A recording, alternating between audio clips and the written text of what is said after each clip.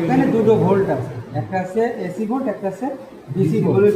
যেটা হচ্ছে আপনার এরকম এরম দাগ দেওয়া থাকবে সেটা হচ্ছে এসি ভোল্ট, যেটা ডাইরেক্ট দাগ দেওয়া থাকবে ডিসি ভোল্ট।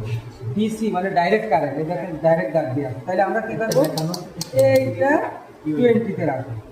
20-তে কেন রাখবো স্যার? এটা সর্বোচ্চ 3.7, তো এইখানে 3.7 বা স্যার 5ও তো নেই, 10ও নেই, তাহলে সর্বোচ্চ সর্বনিম্ন আছে 20।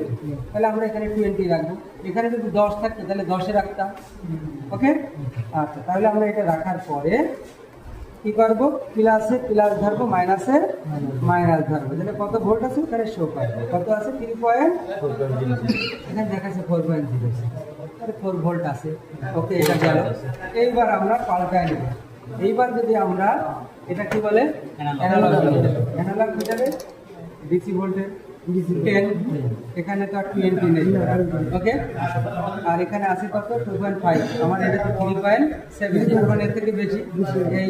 ওকে ভাই, যারা একটু কম বোঝেন একটু ভালো করে শিখে নেন। হ্যাঁ, এইটা হচ্ছে যাচ্ছে নেগেটিভ, এই পজিটিভ আর নেগেটিভ অনেকের তাহলে বোঝেন এখন তাহলে এই সমস্যা নেই ভাই। একটু পরে এই যে এটা হচ্ছে 1 ভোল্ট, এটা হচ্ছে 1 ভোল্ট, এটা হচ্ছে 2 ভোল্ট, এটা 2 দেওয়া আছে নিচে।